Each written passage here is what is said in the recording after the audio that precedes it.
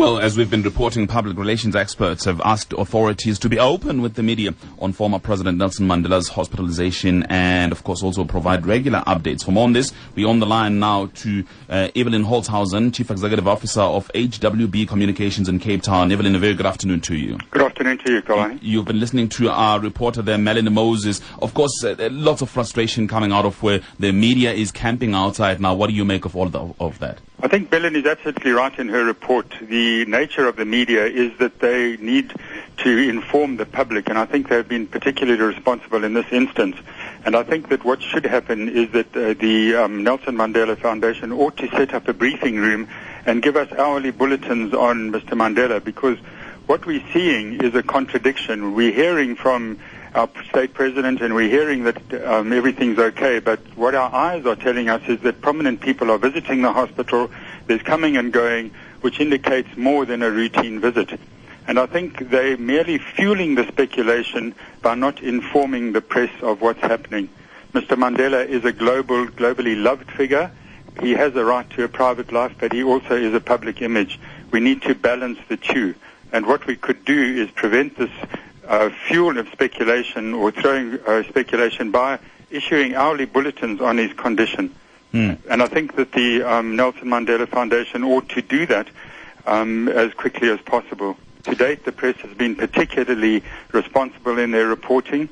I know I spoke to an editor earlier who said that they had met to discuss the sensitivity of the issue, and I think they are being responsible.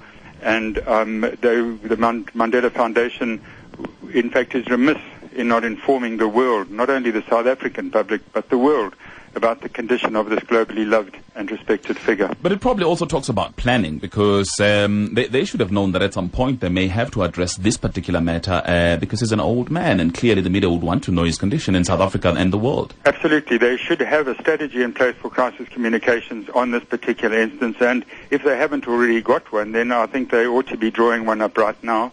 But they should concentrate on setting up a briefing room and treating the press with some respect. They can only expect the press to make up their own stories or find other ways of getting stories if they don't inform them of what the facts of the situation.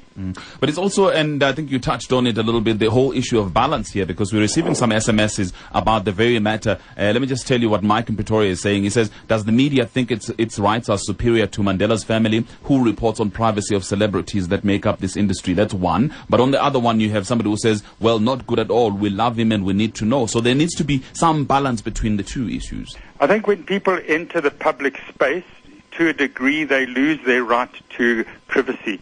Mr. Mandela certainly has a right to privacy around his person, but his condition and his state of health, he has become a public figure globally, internationally. Therefore, people want to know, they love this man. They want to know what is going on with him. And it's not an invasion of privacy to tell the people that Mr. Mandela, to be honest with the people who love Mr. Mandela and tell him exactly what's going on.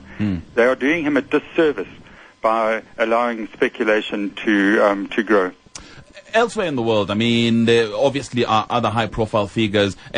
Are there examples that you can give where the authorities have been able to handle this matter in a way that does not allow speculation? Yes, I think when we look back, to when President Reagan was shot, we look at incidents, more recent incidents where prominent public figures have been involved in controversy, and there is a machine that kicks into place that allows these hourly broadcasts to go out on condition.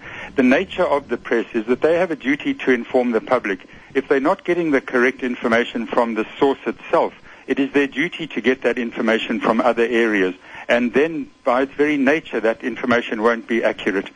So if in the terms of accuracy and honesty and transparency, the Mandela Foundation ought to give the media and therefore the public who love Mandela, in the spirit of Mr. Mandela himself, who was transparent and open, more information about what's going on. All right, let's thank you very much for your insights here. That's Evelyn Holtzhausen, Chief Executive Officer of HWB Communications in Cape Town. Of course, he's talking about how the authorities should handle this matter. He says that they should be completely open with the media on Mr. Nelson Mandela's hospitalization. We're asking you then what your thoughts are on our phone topic this afternoon on exactly the same matter, 34701. Let's hear what you think about it and how it's being handled so far, 34701. And now on to other news. French President Nicolas Sarkozy has urged the